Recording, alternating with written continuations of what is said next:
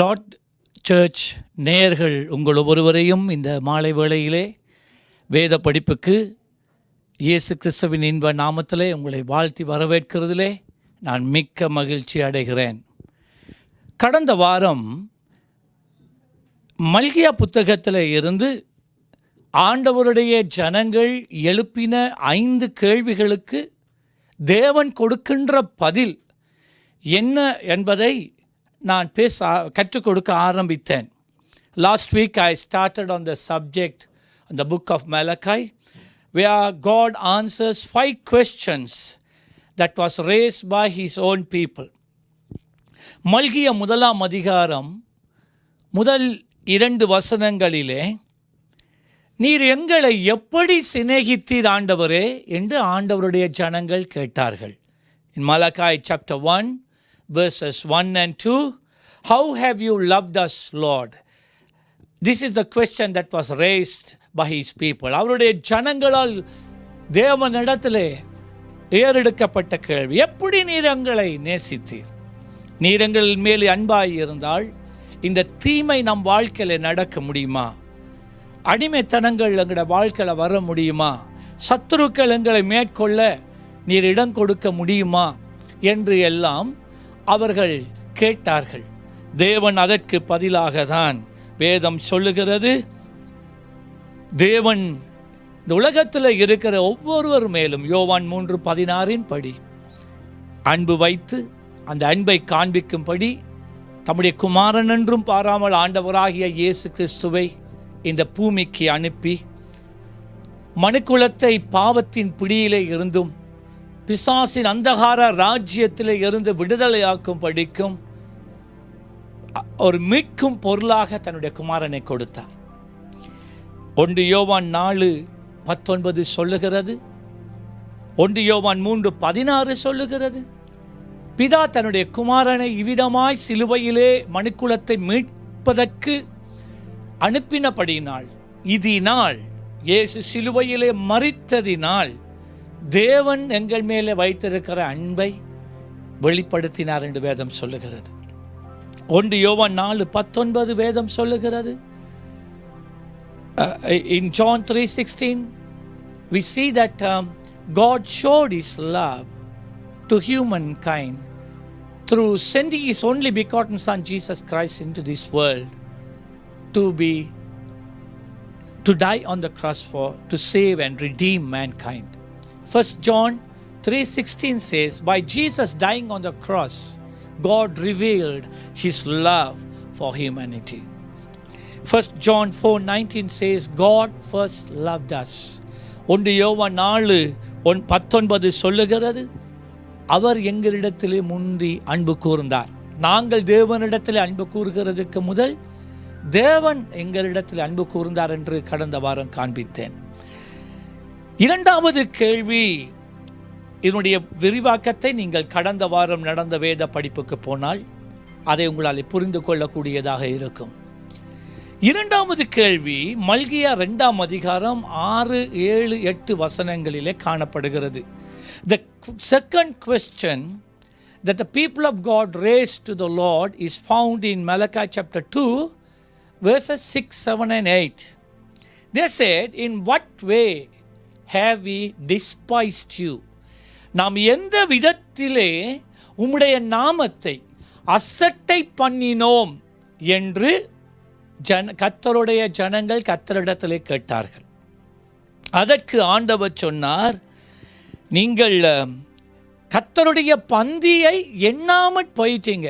இன்னொரு விதத்தில் சொல்ல போனால், ஆண்டவருடைய ஜனங்கள் தேவனுக்கு பலியிட வந்தபோது, தேவனை சேவித்து ஆராதிக்க வந்தபோது, அந்த இடத்துல இருக்கின்ற தேவனுடைய பிரசன்னத்துக்கு கொடுக்க வேண்டிய கனத்தை அவர்கள் கொடுக்காமல் போனார்கள். The question was raised. The people asked, Lord, in which way have we despised you? And the Lord says, when you came into the sanctuary, when you came to sacrifice your first fruits and the animals, you all forgot that I am watching. You all forgot that I am there amongst you. They didn't have the fear of God in them. தேவனுக்கு பயப்படுகிற பயம் அவர்களிடத்தில் காணப்படவில்லை. ஆகவே அவர்கள் என்ன செய்தார்கள்? தேவன் சிறந்ததை முதற்கனியை கொண்டு வந்து பலியிட சொன்னபோது இவர்கள் கைக்கு வந்ததை, ஊனமுற்றதை, ஒன்றுக்கு உதவாததை கொண்டு வந்து தேவனுக்கு கொடுத்தார்கள். இதனாலே தேவன் சொன்னார், நீங்கள் என்னை அசட்டை பண்ணுகிறீர்கள். The people of God came and gave whatever that they wanted to give. Even things that had no value, even in their own eyesight, they gave that to the Lord. The Lord says, I don't want what you all what you all don't want, what you all have rejected. I don't want such sacrifices. இன்றைக்கு எங்களுடைய வாழ்க்கையை நாம் பார்ப்போமா? நாம் தேவனுக்கு எதை கொடுக்கிறோம்? நாம் தேவனுக்கு ஏதாவது ஒன்றை கொடுக்கிறதாக இருந்தால் அதற்காக நாம் செலவு பண்ணப்பட வேண்டும், நாம் செலவழிக்க வேண்டும். எங்களிடத்தில் இருக்கிற சிறந்ததை கொடுக்க வேண்டும், மிஞ்சி இருப்பதை கொடுப்பது கிடையாது. எங்களுக்கு எது சிறந்ததாய் படுகிறதோ அதை தான் நாம் ஆண்டவருக்கு செலுத்த வேண்டும். In the sight of God, when we are giving a sacrifice, an offering unto the Lord, we have to give which is best in our sight, which we really want. You know, when Isaac was Abraham's only son, he was so precious. And when God asked Abraham to give his only son, Abraham was willing to give his son, to sacrifice his own son. ஆபிரகாமை பாருங்கள், எத்தனையோ ஆண்டுகளுக்கு பிறகு ஆண்டவர் வாக்களித்த குமாரனை பெற்றுக்கொள்ளுகிறார். அவனுடைய வாழ்க்கையில் இருந்த எல்லா சொத்துக்களை பார்க்கிலும் இந்த மகன்தான் அவனுக்கு இருந்த பெரிய சொத்து, விலை மதிக்க முடியாத சொத்து. 25 ஆண்டுகள் அதற்காக அவன் காத்திருந்தான். இப்படியான ஒரு பொக்கிஷம் அவனுடைய வாழ்க்கையிலே, அவனுடைய மனதிலே, அவனுடைய சிந்தையிலே, அவனுடைய ஆத்துமாவிலே அவன் விளையேற பெற்றது என்று சொல்லி கருதினதை தேவன் கேட்டார். தேவன் அதை கொடுத்தார். தேவனுக்கு ஈசாக்கு கொடுக்க அவன் அஞ்சவில்லை. மோரியா மலைக்கு கொண்டு போய் ஒரு பலிப்பீடத்தை ஏற்படுத்தி ஆண்டவர் சொன்ன பிரகாரம் பலியிடுவதற்கு ஆயத்தமாய்ந்த அவனுக்கு அது கஷ்டமாய் இருந்தது. ஆனால் தேவன் அவனுக்கு கொடுத்த ஆசீர்வாதங்கள் எல்லாவற்றை பார்க்கிலும் தேவன் அவனுக்கு மேன்மையானவராய் தோன்றினார். For in Abraham's mind, though God has blessed immensely, these blessings that God has blessed has never blocked him from giving God the first priority. For him, the blessings came second in his life. God was always first. That's why he gave the best to the Lord. ஆகவே நாம் சிறந்ததை நாம் தேவனுக்கு கொடுக்காமல் போகும்போது, நேரத்தில், ஜெபத்தில், உபவாசம் பண்ணுறதில்ல, வேதத்தை படிக்கிறதில்ல, ஆண்டவருக்கு ஊழியம் செய்கிறதில்ல, வேலை சில இடங்களில் சாட்சியாக இருக்கிறதில்ல, ஆண்டவருடைய நாமம் தூஷிக்கப்படாதபடி வாழ்கிறதுக்கு இவ்விதமாக நாங்கள் வாழும்போது இதெல்லாம் ஆண்டவருக்கு கொடுக்கிற கொடைகள். இவற்றை நாம் தேவனுக்கு சிறந்ததை கொடுக்கும்போது, உன்னுடைய வாலிப பிராயத்தை நீ ஆண்டவருக்காக பணி செய்ய, ஊழியம் செய்ய கொடுக்கும்போது தேவன் அதை ஏற்றுக்கொள்ளுகிறார். அவ்விதமான ஒரு வாழ்க்கையை நாம் வாழும்போது நாம் தேவனை அசட்டை பண்ணாதவர்களாய் தேவனுக்கு கொடுக்க வேண்டிய கௌரவத்தை கொடுத்து நாம் வாழ்கின்றோம். லேவியராகமம் 22:20 வசனத்திலிருந்து 23 வசனம் வரைக்கும் வாசியுங்கள். In the book of Leviticus chapter 22 verses 22 to 23 you can read. Deuteronomy 15 and verse 21. உபாகமம் 15:21 வசனத்தை வாசித்து பாருங்கள். 2 சாமுவேல் 24 அதிகாரம் 24-25 வசனங்கள். 2 Samuel chapter 24 verses 24 and 25. Last week I had preached all this. கடந்த வாரம் நான் இதையெல்லாம் நாம் பேசினேன். நீங்கள் கடந்த வாரத்தை போய் பார்த்துக்கலாம், இந்த பகுதிகளை வாசித்து குறித்து வைக்கலாம். Look 21:3 and 4. லூக்கா 21 அதிகாரம் 3-4 வசனம். John 12 verses 1 to 8. யோவான் 12ஆம் அதிகாரம் முதல் 8 வசனங்கள். Matthew 6:33, மத்தேயு 6:33. இவற்றை நீங்கள் பார்த்தீங்கன்னா நாம் தேவனுக்கு சிறந்ததை கொடுக்கும்போது நாங்கள் அவரை கனப்படுத்துகிறோம். ஆனால் எங்களுடைய பார்வையிலே குறைவுள்ளதாய் இருக்கிறதை நாம் தேவனுக்கு ஏனோ தானோ ஒன்று கொடுக்கும்போது நாம் தேவனை அசட்டை பண்ணுகிறவர்களாய் நாங்கள் மாறிவிடுகிறோம். ஆராதனைக்கு வந்து ஜெபிக்க வேண்டிய நேரத்தில் நீங்கள் ஜெபிக்காமல் போகும்போது, ஆராதிக்க வேண்டிய நேரத்தில் நீங்கள் ஆராதிக்காமல் மற்ற காரியங்களில் திரியும் போது, கர்த்தருடைய வசனம் பிரசங்கிக்கப்படும் போது, தேவன் தாசனுக்கூடாய் பேசும்போது அந்த வார்த்தைக்கு செவி கொடுக்காமல் அங்கே இங்கே அலைந்து திரிகிறது, உங்கள் சிந்தை அங்கே இங்கே விடுகிறது. இவை எல்லாம் அசட்டை பண்ணுவது. தேவனுடைய சமூகத்தில் இருந்து நாம் தேவனை அசட்டை பண்ணுகிறோம். அதனாலே ஆண்டவர் கோபப்படுகிறார். ஆண்டவர் கேட்கிறார், நீ ஏன் என்னை அசட்டை பண்ணுகிறாய்? ஆனால் கர்த்தருடைய ஜனங்கள் கேட்கிறார்கள், நாம் எதினால் உம்மை அசட்டை பண்ணினோம்? When you go to the church, in the time of worship, when you don't worship, when others are worshiping and you don't worship, when the time comes for prayers, when everyone is praying, you don't want to pray, you don't want to open your mouth, you don't want to intercede. When the time comes to listen to the word of God, you don't want to listen to the word of God. Your mind is all over the place. You don't give the respect to the word of God. And that displeases God. And God says, you dishonor me by coming into my presence, dishonoring my presence. மூன்றாவது காரியம், மல்கியா 2ஆம் அதிகாரம் 14, 15, 16 வசனங்களிலே பார்க்கிறோம். தள்ளி விடுதலை நான் வெறுக்கிறேன். அப்ப நீங்க கேட்கிறீங்க, ஏன் நான் தள்ளி விடக்கூடாது? தள்ளி விடுதல் என்றால் டிவோர்ஸ் பண்றது, விவாகரத்து. விவாகரத்து பண்றதுல என்ன பிழை என்று கர்த்தருடைய ஜனங்கள் கேட்டார்கள். The third question that God was dealing was, his children were divorcing. The husband and wife were divorcing one another.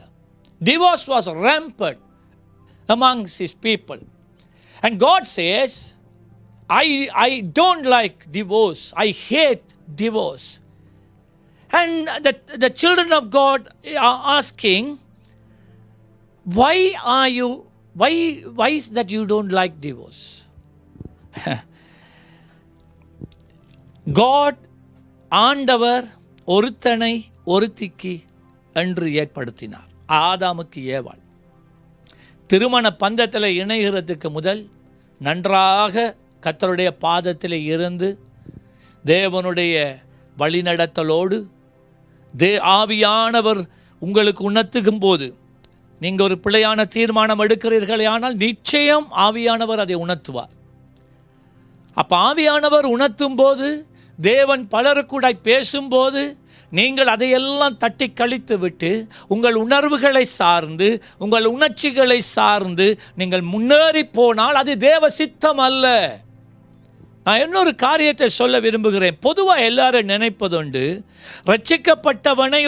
ரட்சிக்கப்பட்ட இன்னொருவரை திருமணம் முடித்தால் கர்த்தருடைய சித்தம் தானே. உண்மைதான், சித்தம்தான். அந்நிய நுகத்திலே சம்பந்தம் கலவாதே என்று வேதம் சொல்லுகிறது. ஆனால் வேதம் இதையும் சொல்லுகிறது, கர்த்தருடைய பரிபூரண சித்தம் ஒன்று உண்டு. உன்னை குறித்து தேவனுக்கென்றொரு தனிப்பட்ட சித்தம் உண்டு. அதுதான் தேவன் உன் வாழ்க்கையில வைத்திருக்கிற பரிபூரண சித்தம். அந்த பரிபூரண சித்தம் நிறைவேறுவதற்குத்தான் நீ பிரயாசப்பட வேண்டும். தேவனை அறியாதவர்கள், தேவனோடு ஒரு நெருக்கமான உறவு வைக்காதவர்கள் பொதுவான சித்தத்தை, தேவனுடைய பொதுவான சித்தத்திலே வாழ்வார்கள். ஆனால் தேவனை அறிந்த தேவனுடைய பிள்ளைகளோ கர்த்தருடைய பரிபூரணமான சித்தம், தேவனே நீர் எனக்கென்று வைத்திருக்கிற சித்தம் நபர் யார் ஆண்டவரை என்று கேட்டு, உணர்வுகளை சாராமல், உணர்ச்சிகளை சாராமல், சூழ இருக்கிற மக்களால் எங்களுக்கு வருகிற அழுத்தத்தை சாராமல், தேவன் நமக்கு நிச்சயமாய் இவரைத்தான் திருமணம் முடிக்க கொடுத்தார் என்ற நம்பிக்கையோடு, பூரண நம்பிக்கையோடு திருமணம் முடிக்கும் போது அந்த திருமணம் நிலைத்திருக்கும். Now,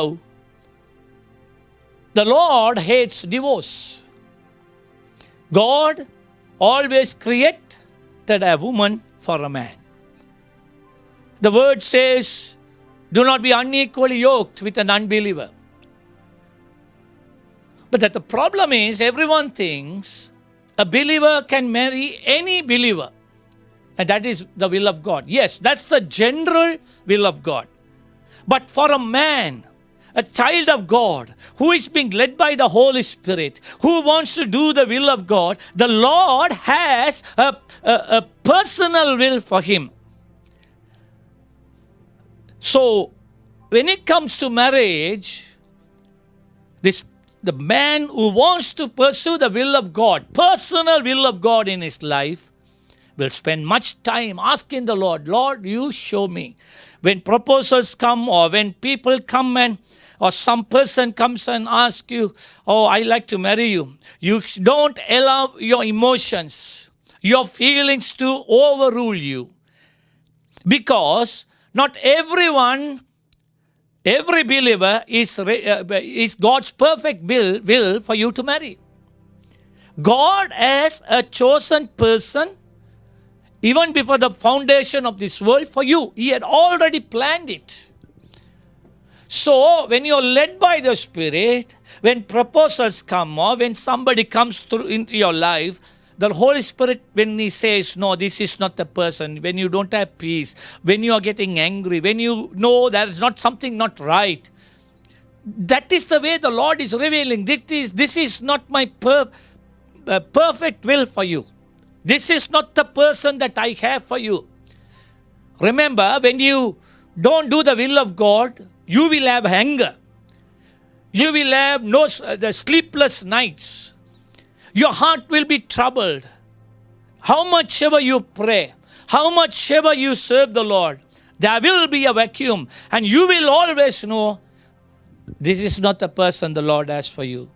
So the best thing is you obey the Lord and allow the Lord to bring the correct person into your life. But if you go ahead with it, you will never live together happily. That will end up in a divorce. Therefore, we have a great responsibility.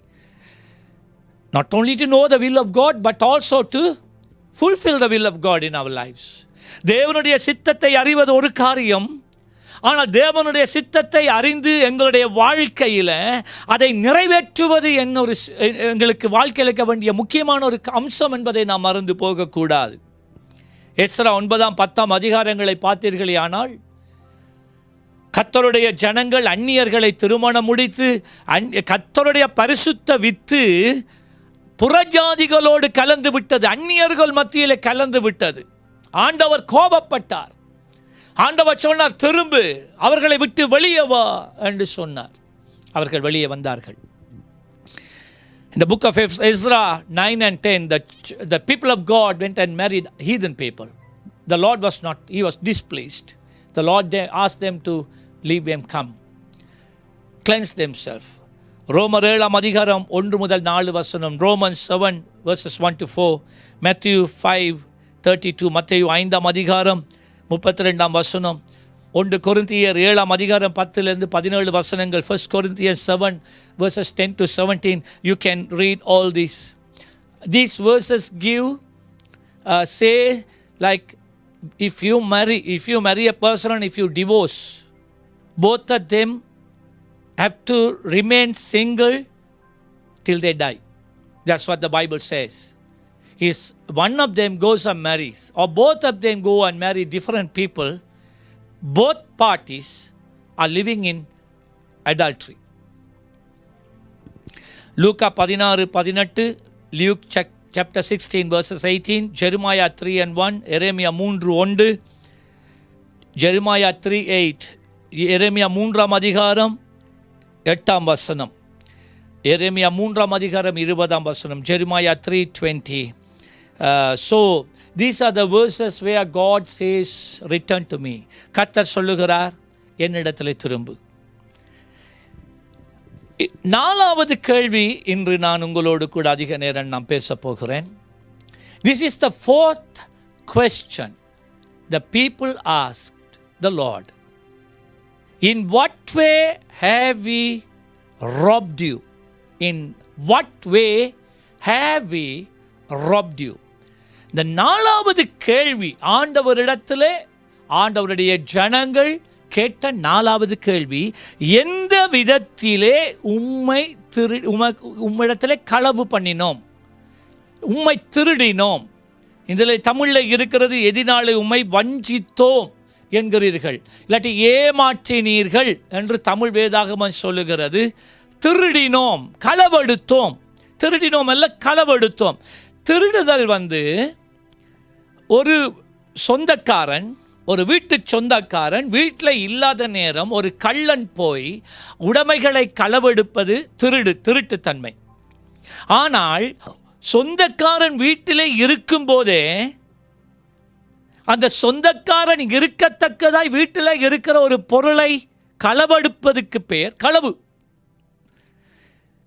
Now it says, in what way have we robbed you? We must first understand. Now if a house owner is in the not in the house, and a robber goes and robs something, it's called stealing.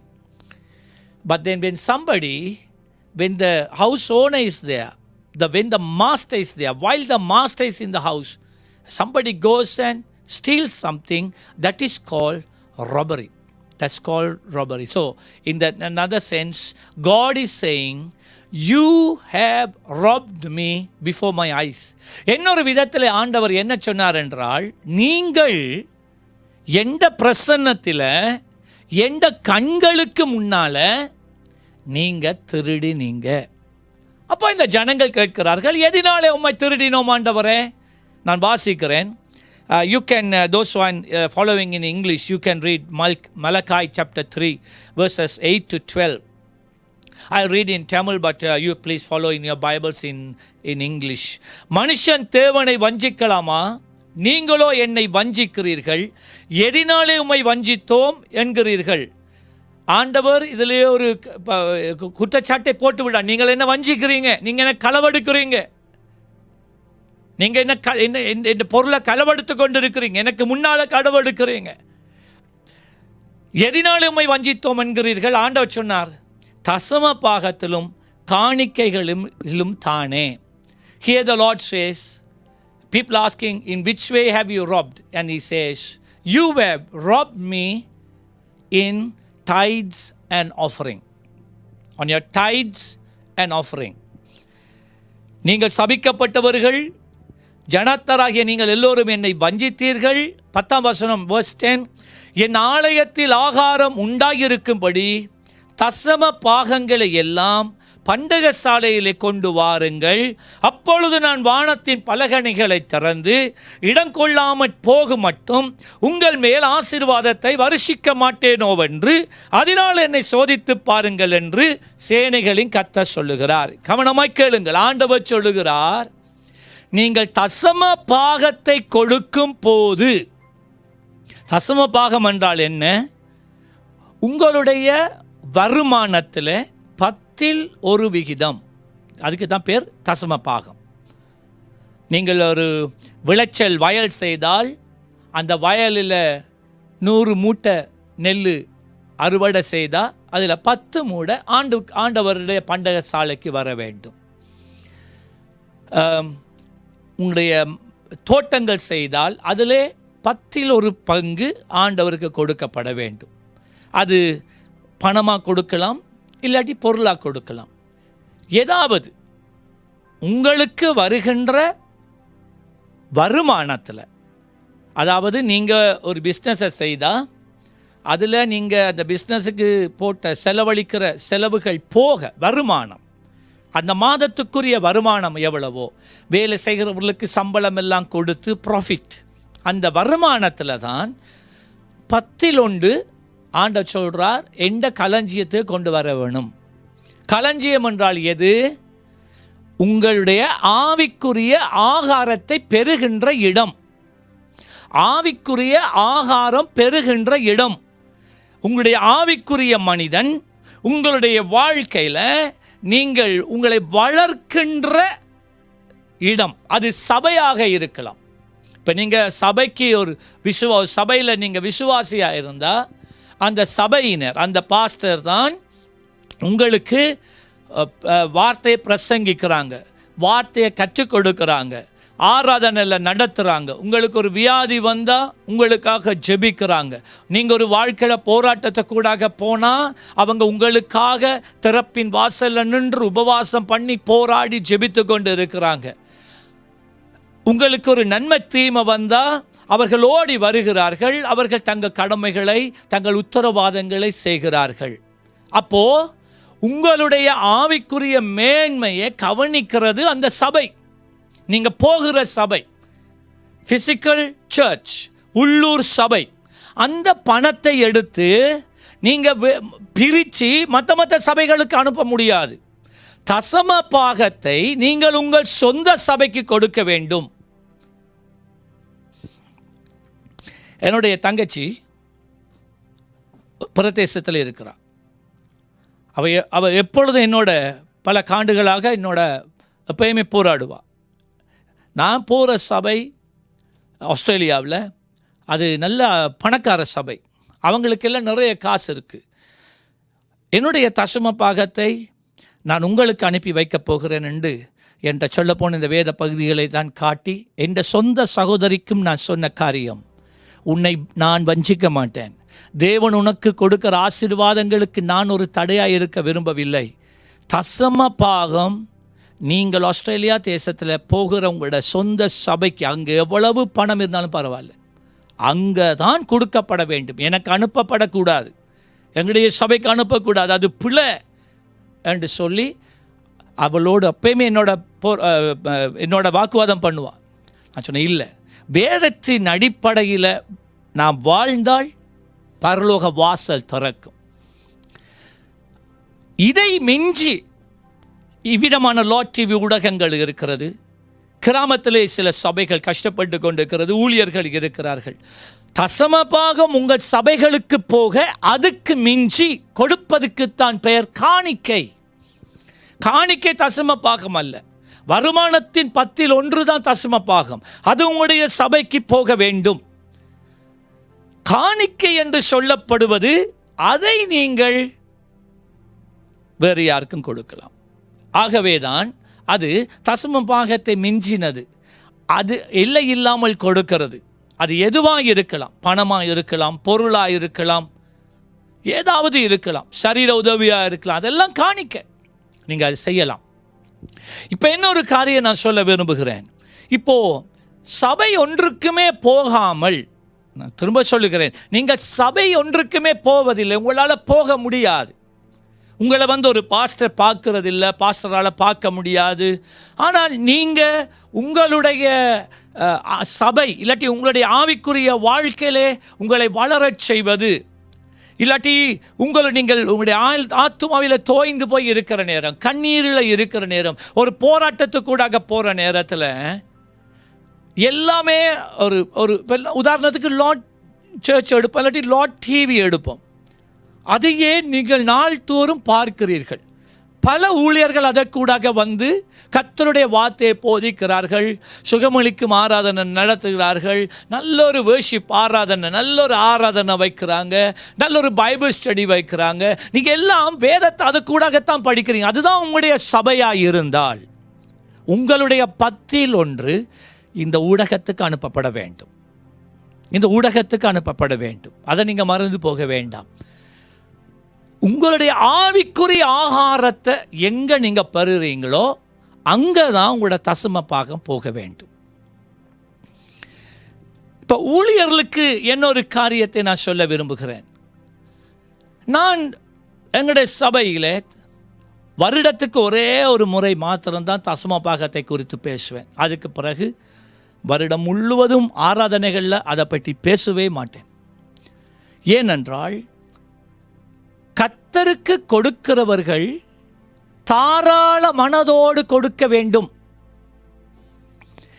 Those who are giving, now,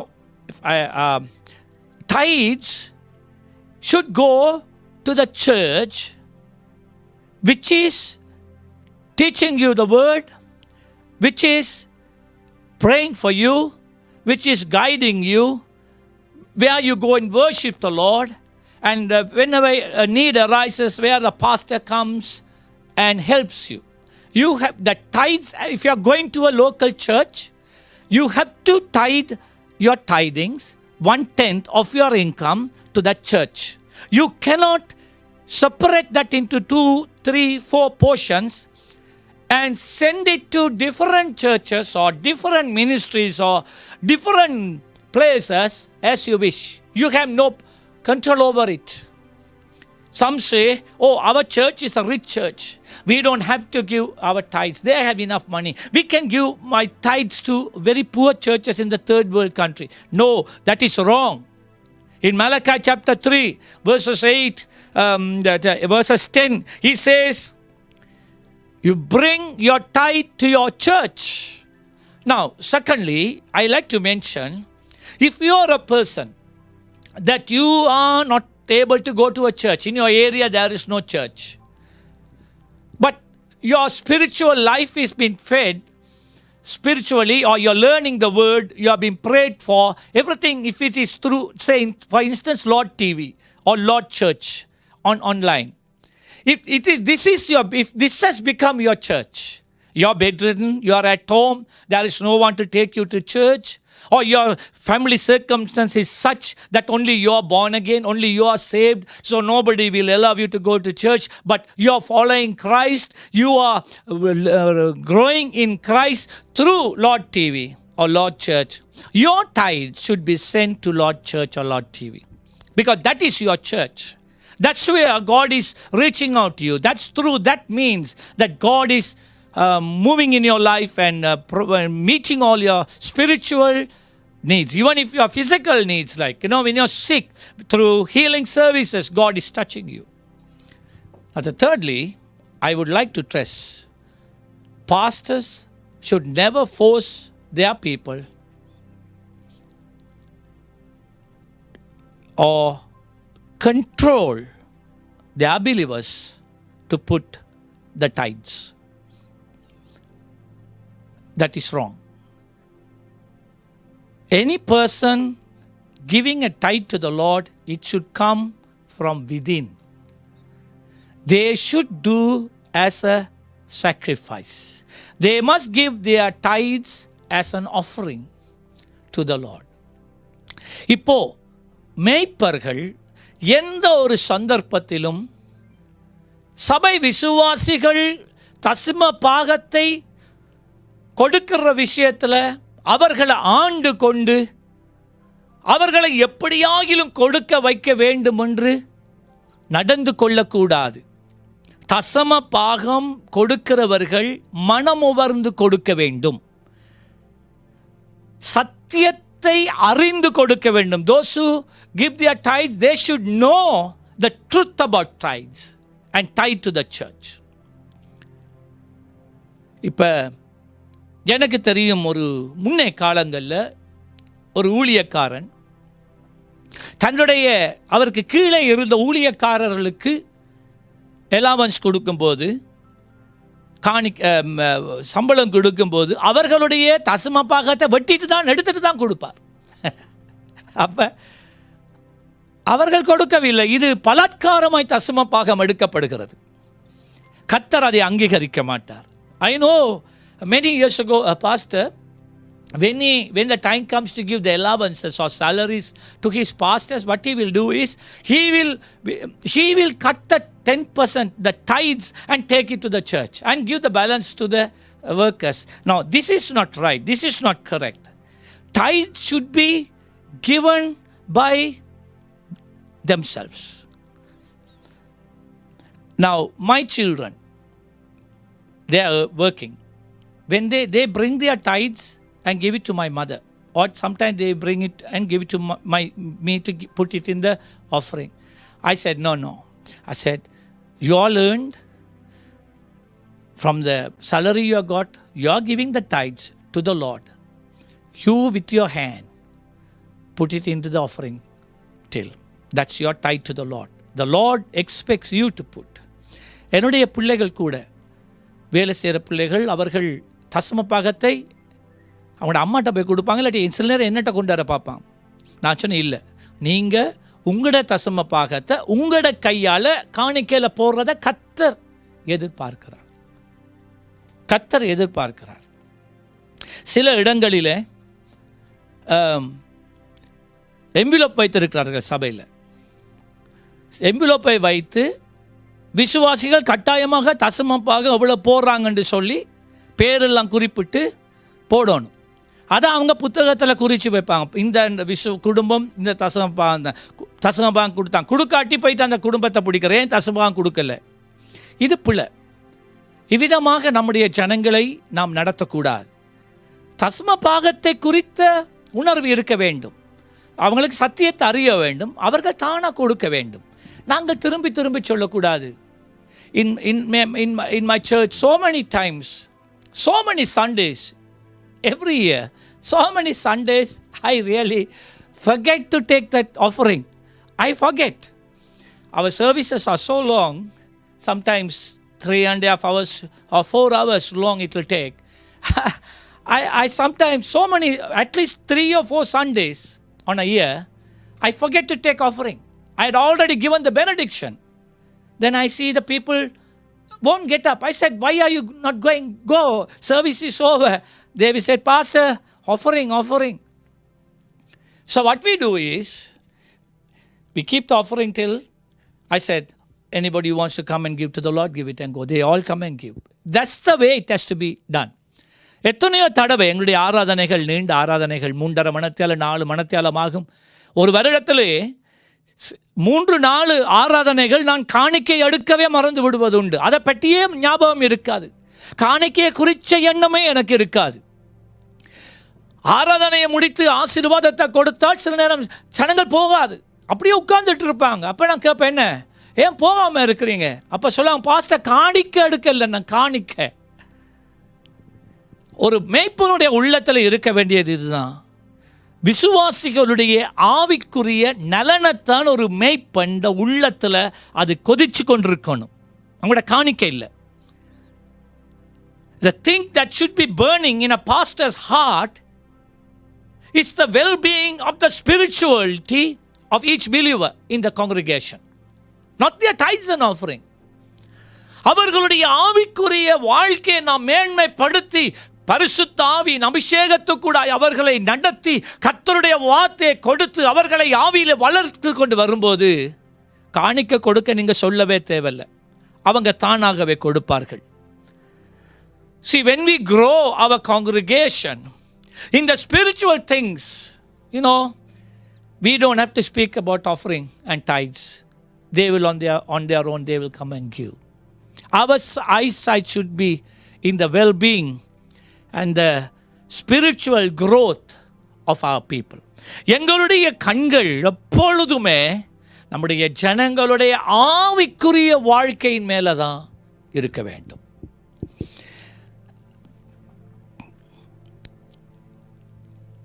இப்போ மல்கியா 3:11 பார்த்தீங்கண்டா, காணிக்க தசமபாகம் கொடுக்கிறதினால் வருகின்ற 2 ஆசீர்வாதங்கள் இருக்கிறது. 10வது வசனத்தில் ஆண்டவர் சொல்லுகிறார், நீ தசமபாகத்தை கொடுத்தா நான் உனக்கு வானத்தை திறந்து விடுவேன். வானத்தை திறந்து இடம் கொள்ளாமற் போகும் அளவுக்கு நான் உன்னை ஆசீர்வதிப்பேன்.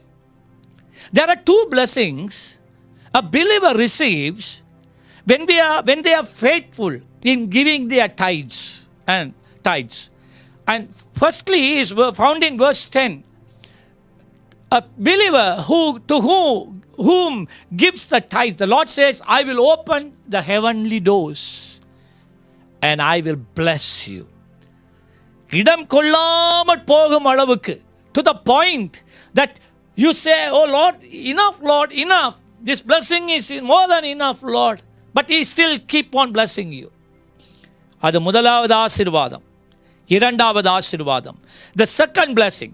இரண்டாவது 11வது வசனத்தில் இருக்கிறது, பூமியின் கனியை பட்சித்து போடுகிறவைகளை உங்கள் நிமித்தம் கண்டிப்பேன், அவைகள் உங்கள் நிலத்தின் பலனை அளிப்பதில்லை, வெளியில் உள்ள திராட்சை கொடி பலமில்லாமற் போவதும் இல்லை என்று சேனைகளின் கர்த்தர் சொல்லுகிறார்.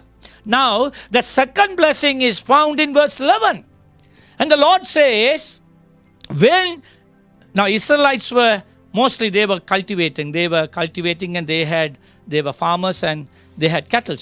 So he says, when you give your offering, the tithes, I will not allow any insects to come and destroy your crop.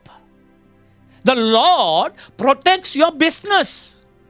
The Lord protects your income. The Lord's protection is there over you. இந்த வசனத்தை பாருங்க, தசம பாகம் கொடுக்கிற தேவ பிள்ளட வாழ்க்கையில தேவன் பாதுகாப்பை கொடுக்கிறார். விவசாயம் பண்ணுகிற இஸ்ரவேலர்கள் அந்த நாட்கள் ஒன்று விவசாயம் பண்ணுவார்கள், இல்லாட்டி ஆடுகள் மாடுகளை ஒட்டகங்களை அவர்கள் பண்ணைகளை வைத்திருப்பார்கள். இதான் அவர்கள் செய்த 2 முக்கியமான தொழில்கள். ஆண்டவர் சொல்றார், பூச்சிகள் வந்து பாருங்க, பூமியின் கனியை பட்சித்து போடுகிறவைகளை உங்கள் நிமித்தம் கண்டிப்பேன். ஒரு வெட்டுக்கிளியோ ஒரு புழுவோ ஒரு கிருமியோ வந்து உங்களோட பயிரை அழிக்காதபடி ஆண்டவர் கண்டிப்பார். ஆண்டவர் பாதுகாப்பார். அழிக்காமல் உங்களுடைய வருமானத்தை கர்த்தர் கவனித்துக் கொண்டிருப்பார். So I like to share something special now, something very important about tithes and offering. இப்போ இந்த தசம பாகத்தில் நாம் எவ்வளவு கவனமாக இருக்க வேண்டும் என்பதை குறித்து ஒரு சில வசனங்களை நான் காண்பிக்க விரும்புகிறேன். நான் இப்போ சொன்னேன், தசம பாகம் கொடுக்கப்படாமல் போகும் போது யாராக இருந்தாலும் சரி, பாஸ்டராகிய நான், நீங்கள் ஒரு காரியத்தை அறியணும், பாஸ்டர் நாங்கள் என்னுடைய allowance எடுத்து இந்த மனைவிட கையில் தான் நான் கொடுப்பேன். எப்பொழுதும் முதல் வேலை அவள் எடுத்து அதில் இருக்கிற தசம பாகத்தை அவர் எடுத்து வேறு எடுத்து காணிக்கையில் போடுவாள். ஊழியர்கள் பிரசங்கிக்கிற நாங்கள் தசம பாகம் போட வேண்டும். இந்த அநேக ஊழியர்கள் தசம பாகம் போடுவதில்லை. அதால் தான் ஊழியர்களுடைய வாழ்க்கையில் தரித்திரம் இருக்குது. மன்னிக்கவும், ஆனால் அது உண்மை. உங்கள் குறைவிலே தசம பாகம் போடணும், உங்கள் நிறைவிலும் தசம பாகம் போடணும். Many pastors, ministers don't give their tithes to the Lord, and because of that they are not being blessed. They have been dropped.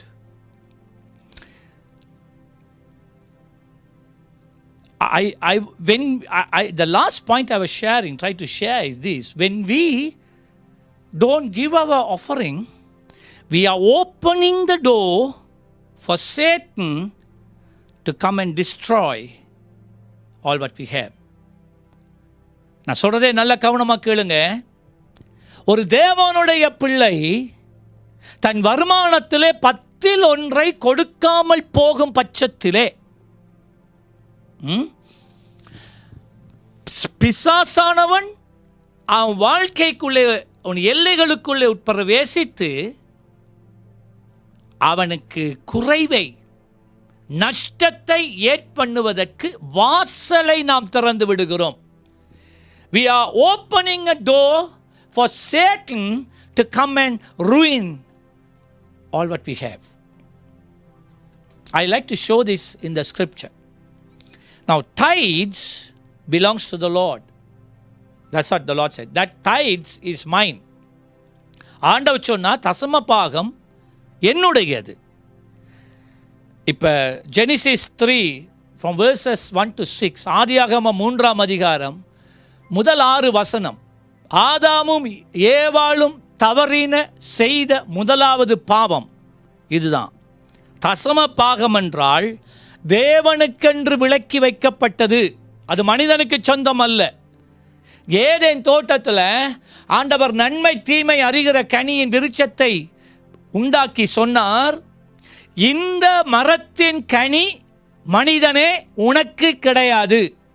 நீ தொடக்கூடாது, நீ அதை சாப்பிடக்கூடாது. அவ்வளோதான். In Genesis chapter 3 verses 1 to 6, the Lord told Adam, say the tree of good and evil, you shall not eat the fruit of the tree of the good and evil.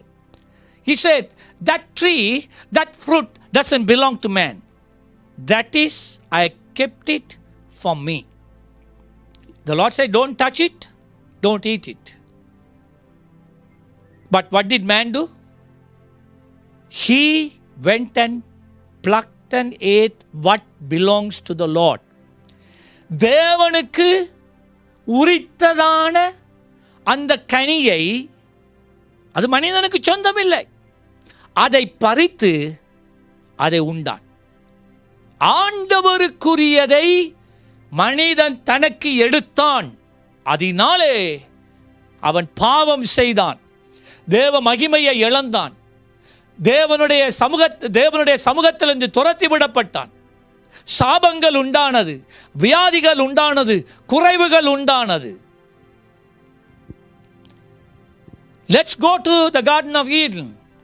When man ate or took of the fruit that only belonged to the Lord, when he took it, he lost everything. He opened his heart, his life for Satan to enter. யோவான் 10:10 சொல்லுகிறது, திருடன், இயேசு சொன்னா சாத்தானை குறித்து, அவன் ஒரு திருடன், அவன் உன் வாழ்க்கையை திருட கொள்ள அழிக்கத்தான் வருவான், உனக்கு நன்மை செய்ய வருவதில்லை.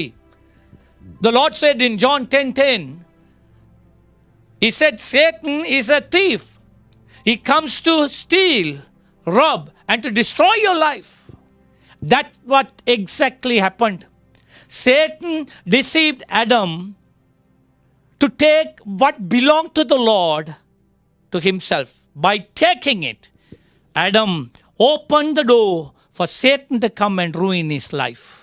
நல்ல கவனமாய் கேளுங்கள்.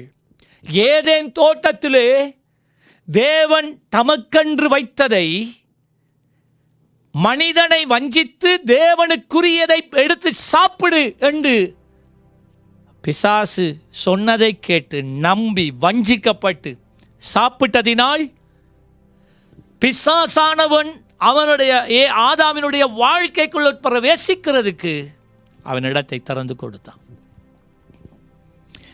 சோ நான் என்ன சொல்ல வருகிறேன்? தசம பாகம் கர்த்தருடையது. So what am I coming to say? Tithes, the word says tithes belongs to the Lord. That's what he said in Malachi. Tithes belongs to me. That's not for you. You cannot use that for anything else. Tithe belongs to you, to the Lord. தசம பாகம் தேவனுக்குரியது. தேவனுக்குரியதை நீங்க தேவனுக்கு கொடுக்காம நீங்க உங்களுக்கென்று, உங்களுடைய செலவுகளுக்கென்று நீங்கள் பயன்படுத்தினால் பிசாசானவன் உங்களுடைய வாழ்க்கை நிலைகள் ஆண்டவர் போட்டிருக்கிற, அவன் உள்ளே வராதபடி போட்டிருக்கிற அந்த வேலையை நீங்கள் உடைத்து போடுவதற்கு ஆளாக நீங்கள் மாறுகிறீர்கள். இன்னொரு உதாரணத்தை நான் உங்களுக்கு காண்பிக்க போகிறேன். I like to share another small another example or a truth to you. In Genesis chapter 4 verses 3 to 7, ஆதியாகமம் 4ஆம் அதிகாரம் 3ஆம் வசனத்திலிருந்து 7ஆம் வசனத்தை வந்து பாருங்க. Coin Abel, Cain, it's about Cain and Abel. Please read through the verses as I read in Tamil. தமிழில் நான் வாசிக்கிறேன். சில நாள் சென்ற போது காயின் நிலத்தின் கனிகளை கர்த்தருக்கு காணிக்கையாக கொண்டு வந்தான். 4வது வசனம், ஆபேலும் தன் மந்தையின் தலையீற்றுக்களிலும் அவைகளில் கொழுமையானவைகளையும் சிலவற்றை கொண்டு வந்தான். ஆபேலையும் அவன் காணிக்கையும் கர்த்தர் அங்கீகரித்தார், காணியினையும் அவன் காணிக்கையும் அவர் அங்கீகரிக்கவில்லை. கவனமாய் கேளுங்கள். சிலர் சொல்லுவார்கள் ஆண்டவருக்கு இறைச்சி பிடிக்கும், அதுதான் மரக்கறியை அவர் அங்கீகரிக்கவில்லை. அது பிழை. வேதத்தில் நீங்கள் பார்த்தால் விளைவின் முதற்கல பலனை எனக்கு கொண்டு வான்னு சொல்ற. அப்ப நான் மரக்கறியில்லாம என்னது?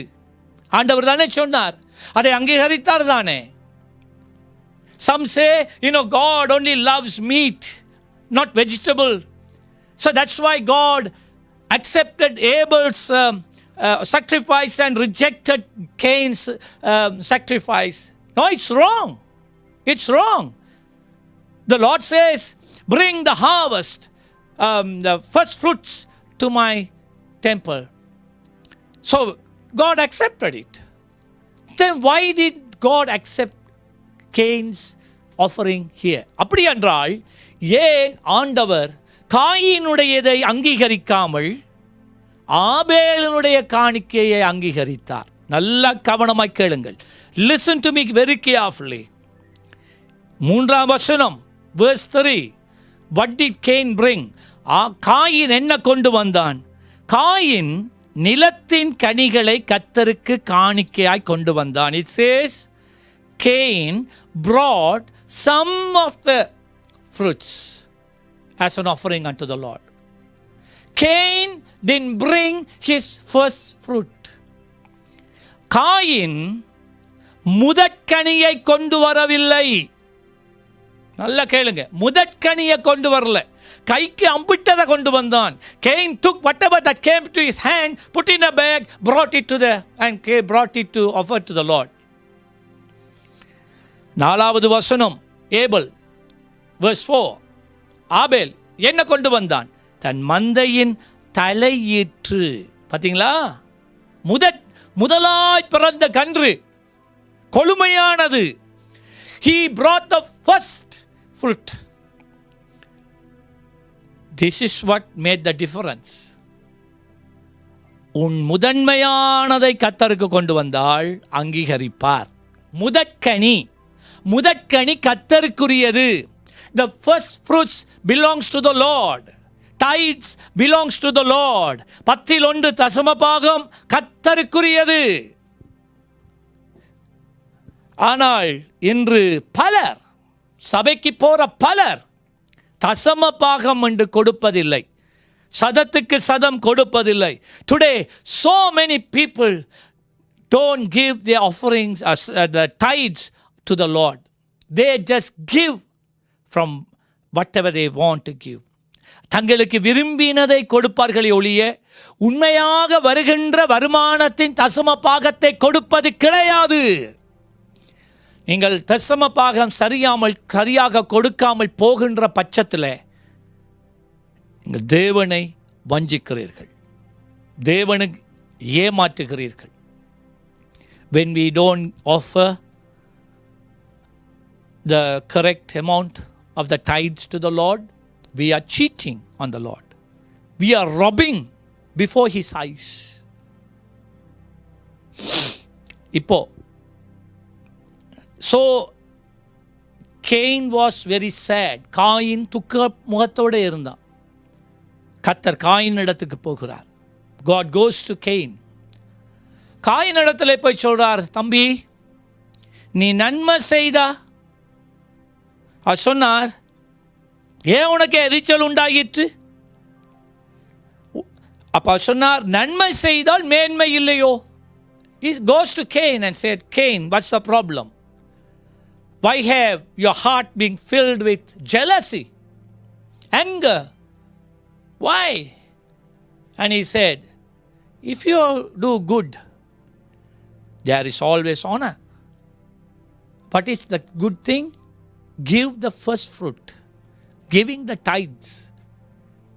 நன்மை என்ன? 10 தசம பாகம் கொடுக்கிறது, தலையீட்டை கொடுப்பது, முதன்மையானதை, மேன்மையானதை, கௌரவமானதை கொடுப்பது. கொடுத்தால் உனக்கு மேன்மை. இப்போ நான் சொல்ல போறதை கவனமாக கேளுங்கள். காயினை பார்த்து சொன்னார், அவர் சொன்னார், தம்பி நீ நன்மை செய்யலையா? நல்லா கேளுங்க, நன்மை என்று இந்த இடத்துல குறிப்பிடப்படுவது தசம பாகம். அவன் விளைவின் முதற் கனி, முதற் பலன். நல்லா கேளுங்க, உங்க தசம பாகத்தை நீ செலுத்தாமல் போகும் பட்சத்தில், முதற்கனியை செலுத்தாமல் போகும் பட்சத்தில், அது சொன்னார், ஆண்டவர் சொன்னார், உண்ட வாசற்படியில் யார் தெரியுமா விசிட்டர் உட்கார்ந்துட்டு இருக்கிறான்? சாத்தான். பாவம் என்று இந்த இடத்துல பயன்படுத்தப்பட்டிருக்கிற சொல் மூல மொழியில் சாத்தான் என்று எழுதப்பட்டிருக்கிறது.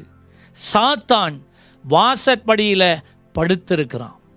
Now the Lord said, He said, when you do good means giving tithes, offering, giving your first fruit, giving your best to the Lord. When you don't give to the Lord, He said, there is somebody seated at the entrance of your life, and that was Satan. Satan is waiting for an opportunity to enter your life, break that fence that the Lord has put around you. He is waiting for an opportunity for you to break it. The moment you break it, he will come inside and destroy your life. சாத்தான் எப்போ உங்களுடைய வாழ்க்கையின் எல்லைகளுக்குள்ளே வர முடியும் என்று அவன் பார்த்து கொண்டிருக்கிறான். நீங்க எப்பொழுது நீங்க தசம பாகம் போடாம போறீங்களோ, உங்களோட முதற்கனியை கொடுக்காம போறீங்களோ, போதும்.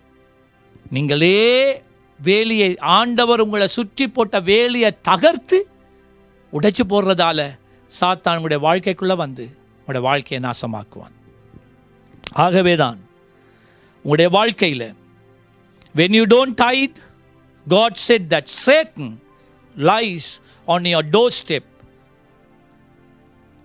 the open door. When you don't tithe, you are keeping an open door for Satan to enter your life and destroy you. நீங்கள் ஆண்டவருக்கு கொடுக்க வேண்டியதை நீங்கள் கொடுக்காமல், தசம பாகம் தேவனுக்குரியதை கொடுக்காமல் மறைத்து வைக்கும் போது, அதில் கொஞ்சத்தை மட்டும் பிச்சு கொடுக்கும்போது, சாத்தான் உங்களோட வாசப்படியில் உட்கார்ந்துட்டு இருக்கிறான். ஒரு தருணத்துக்கு நீங்கள் தசம பாகம் கொடுக்கக்கூடாது, முதற்கனி கொடுக்கக்கூடாது என்பதுதான் அவனுடைய ஒரே தாகம், ஒரே வாஞ்சை. அவன் நிற்கிறான். நீங்கள் கொடுத்தால் அவன் உள்ளே பிரவேசிக்க முடியாது. நீங்கள் கொடுக்காவிட்டால், ஆண்டவரை வஞ்சிக்கிறதினால் தேவனுடைய பாதுகாப்பின் எல்லைகளை உடைத்து நீங்கள் உங்களுடைய வாழ்க்கையை அழித்து விடுவீர்கள். கடைசியாக லேவியராகமம் 27:30, the book of Levites, lastly chapter 27 verse 30 says, all the tithe belongs to the Lord. All the tithes in everything belongs to the Lord. தேசத்திலே நிலத்தின் வித்திலும் விருட்சங்களின் கனியிலும் தசம பாகம் எல்லாம் கர்த்தருக்கே உரியது. அது கர்த்தருக்கு பரிசுத்தம். பரிசுத்தம் என்று சொன்னால் அது அவருக்கு என்று வேறு பிரிக்கப்பட்டது. It is holy unto the Lord. That means that is being separated to the Lord. கர்த்தர் உங்களை ஒவ்வொருவரையும் ஆசீர்வதிப்பாராக. அடுத்த வாரம் நான் தொடர்ந்து உங்களோடு பேசுவேன். கர்த்தர் உங்களோடு கூட இருந்து இந்த நாளிலே பேசப்பட்ட இந்த வார்த்தைகளை உங்கள் உள்ளத்திலே பதித்து இந்த வாரம் முழுவதும் இந்த வார்த்தைகளை குறித்து உங்களோடு இடைப்படுவாராக. கர்த்தருக்கு கீழ்ப்படிதலை கர்த்தர் உங்களுக்கு கொடுப்பாராக. நீங்கள் கையிட்டு செய்வதெல்லாம் ஆசீர்வதிக்கப்படுவதாக. நீங்கள் எப்பொழுதும் கர்த்தர் பேசும்போது கீழ்ப்படுகிற பிள்ளைகளாகவே இருப்பீர்களாக. இயேசு கிறிஸ்துவின் நாமத்திலே உங்களை ஆசீர்வதித்து வாழ்த்தி இந்த வேத படிப்பை இப்பொழுது முடித்துக் கொள்கிறேன். தொடர்ந்தும் லார்ட் சர்ச் எங்கள் நிகழ்ச்சிக்குள்ளே இணைந்திருங்கள். எங்கள் ஆராதனையில் இணைந்திருங்கள். சுகமளிக்கும் ஆராதனையில் இணைந்திருங்கள். கர்த்தர் பெரிய காரியம் செய்வார். கர்த்தர் பெரிய அற்புதம் உங்களுக்கு செய்வார். கர்த்தர் தாமே உங்களை ஆசீர்வதிப்பாராக. ஆமென், ஆமென்.